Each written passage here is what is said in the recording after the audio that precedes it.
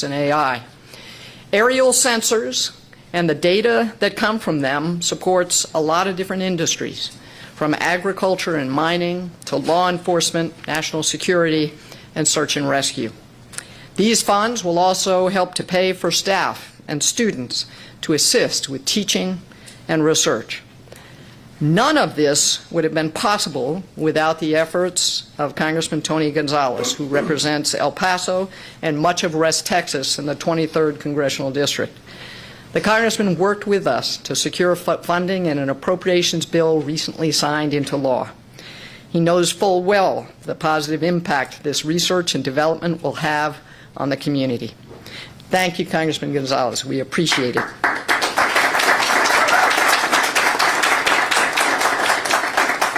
With your support, the university is better equipped to advance knowledge and prepare people for the jobs of the 21st century. Now, please join me in welcoming Dr. Sherry Welsh, Executive Director of UTEP's Aerospace Center. Sherry.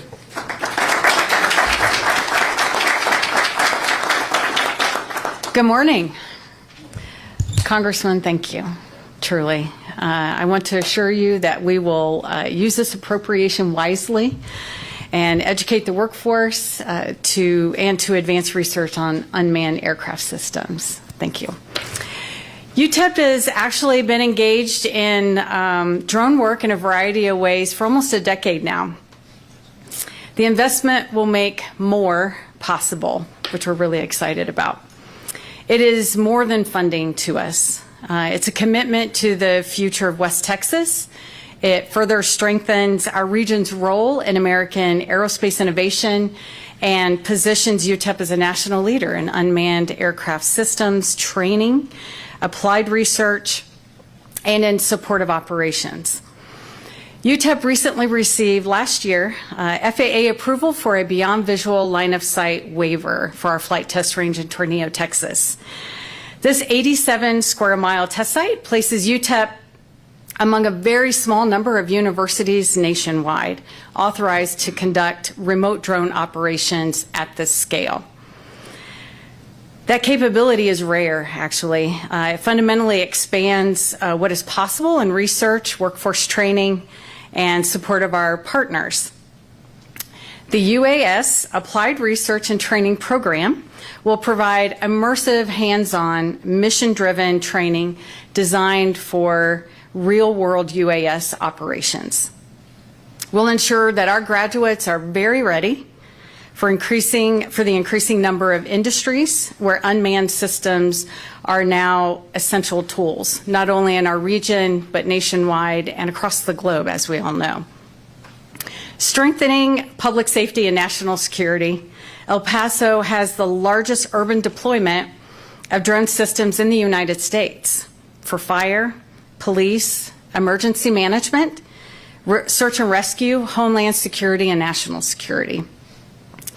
It's essential, obviously, that people are well trained, and El Paso provides a place where training and research are much more real world than other parts of the country.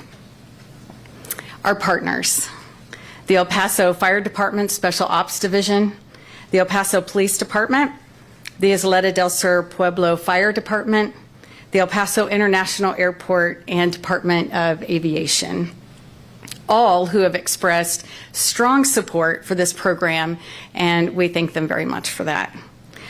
Our partners recognize what this means to our region: faster emergency response, stronger disaster preparedness, improved infrastructure monitoring, which is very key these days, and enhanced homeland security. So, Congressman Gonzales, your leadership directly strengthens our students, our community, and our national competitiveness. We are grateful for your partnership and proud to demonstrate that what this investment will achieve. Thank you so much.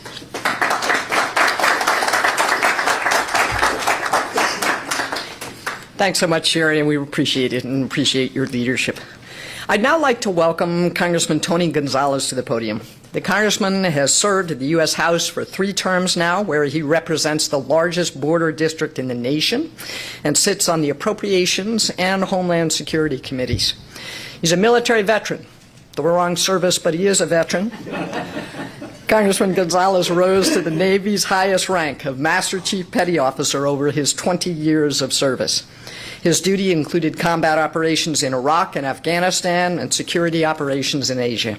Please welcome Congressman Gonzales. Good morning. Thank you all for being here. El Paso is a safe city. El Paso is a warm and welcoming city. El Paso is a city built on innovative research. And at the heart of all of that is UTEP, right? We're a big part of what makes things work, not only in our region, but also in our country. Now, I was very privileged to have the opportunity to partner up with Dr. Wilson and UTEP on this program, and I was excited to do my part in going to Congress and delivering some funds for this. Now, drones, UAS drones are not a new topic. They're not a new issue, but they're emerging. And I think it's very important that here in El Paso, in our region, we're at the forefront of that. We're not just waiting, we're not just seeing, we're not just talking about it. We're leading and we're changing the world. That's exactly what this place does. You walk through these doors, the building still smells brand new. You talk to some of the faculty and some of the students, you can feel their energy. They're going to go out there and they're going to change the world. And all that is happening right here in El Paso. We know that. Not everyone knows that. So excited about that. I'm really also very privileged to work with Dr. Wilson on the research part of it. At the beginning of this Congress, there was a lot of discussions on, where we were going to cut some funding or we were going to kind of do away with some things that were duplicative. I was excited to see where the National Science Foundation funding started. We were going to cut it down to $7 billion, but that's not where we ended up. We ended up at nearly $9 billion. And a large part of that was the leadership of Dr. Wilson, not only advocating that for UTEP, but advocating that for the entire ecosystem. We can't just talk about research, we have to fund it. As an appropriator, the line I like to say is, show me how much you love me by how big the check is, right?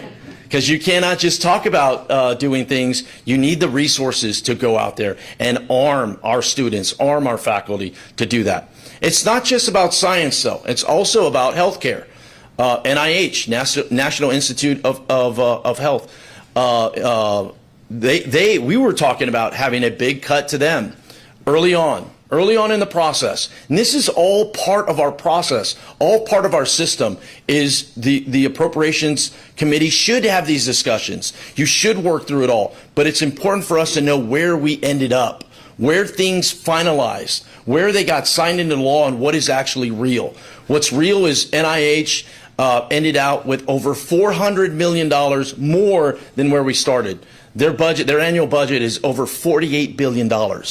I mention that because in the coming weeks, I'll be hosting the director of NIH, and one of the things that we've been talking about is we've been talking about research for chronic illnesses, like heart disease, which is prevalent in our community, like diabetes. A lot of us know folks or are dealing with folks in diabetes, like Alzheimer's.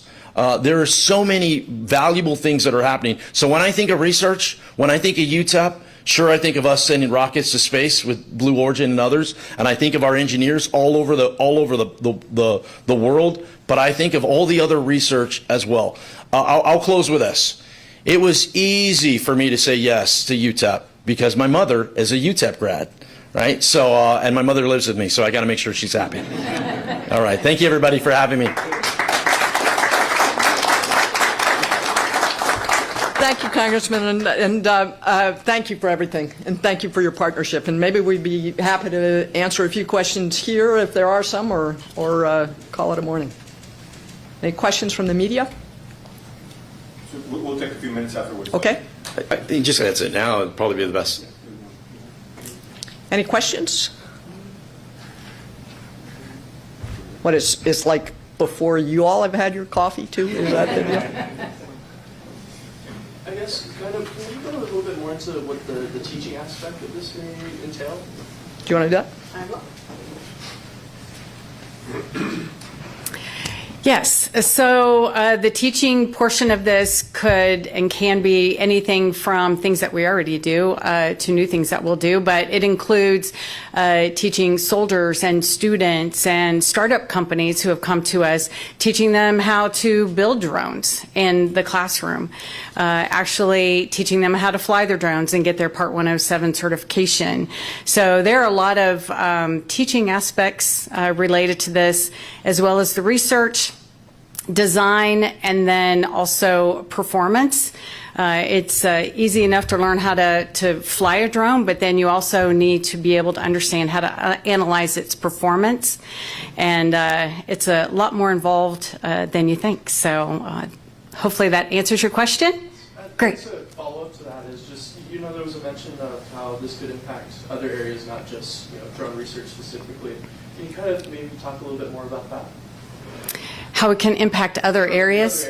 So I can do that one. Sure. So there's a couple of different ways. One of the things that drones do, I mean, for law enforcement, they may be out responding very quickly for an emergency operation or something. But the real advantage of drones is the data that can come from them, and connecting that data to things that are needed in the real world. Take agriculture for an example.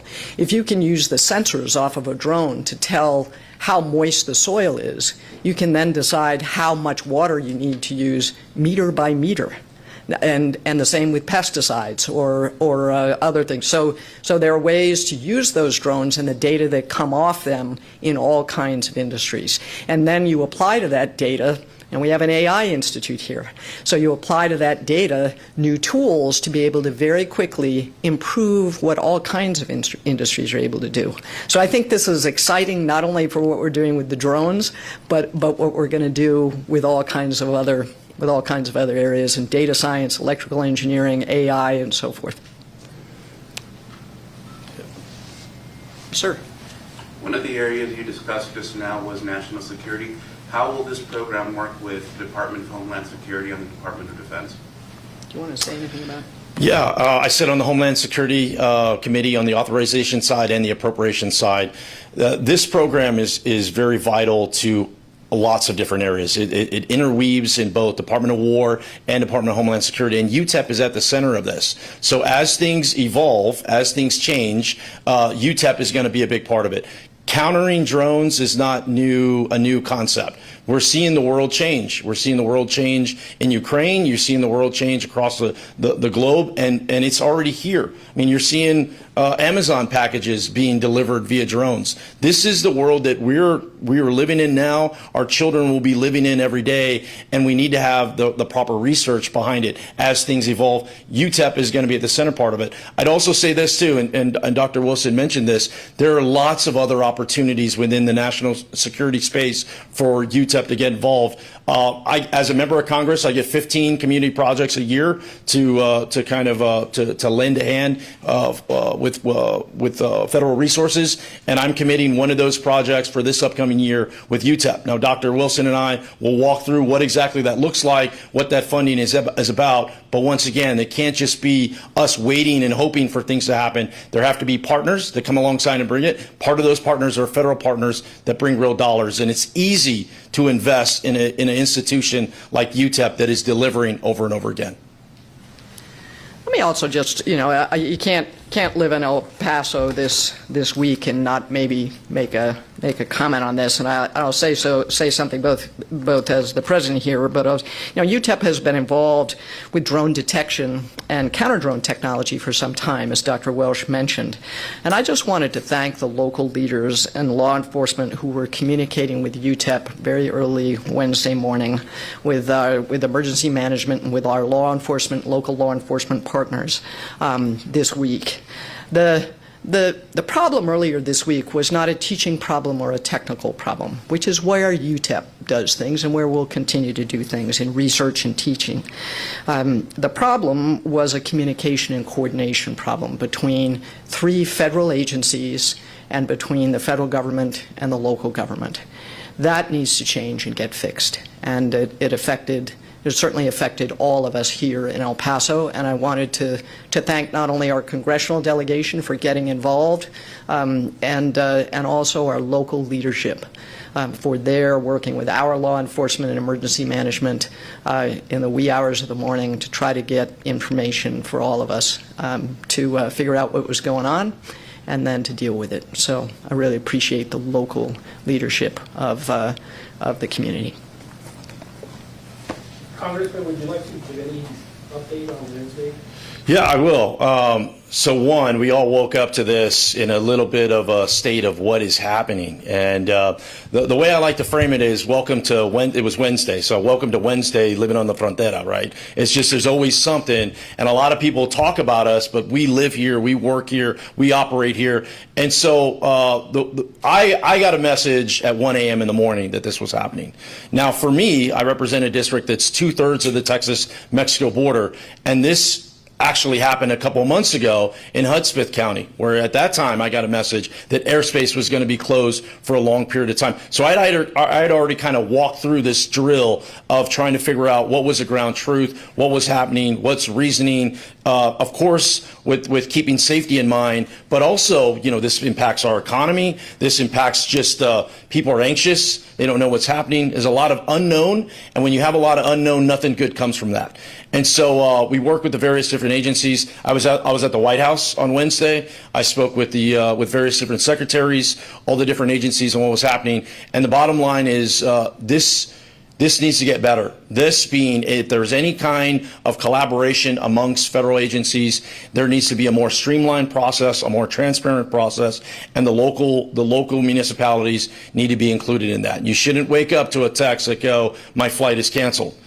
Me, I'm going, hey, I got to fly out of there on Friday. What's going on? Right? Am I going to have to drive back? And so all of us were in that kind of state of what is happening. So I got the message very early on. My first call was to the military. Hey, what's going on? Are we safe? Is there an operation going on?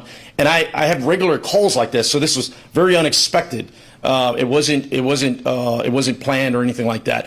A lot of lessons learned from it. The number one lesson learned from it is this should not happen again. We should not wake up on a Wednesday morning with our airport being closed, not knowing how long it's going to be closed. That is unacceptable. And I think we're going to work towards, the federal government is going to work towards fixing that. Thank you.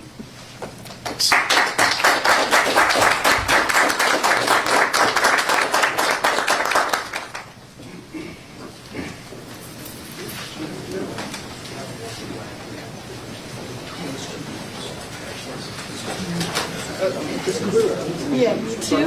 How's everything going? Yeah. No, it is not.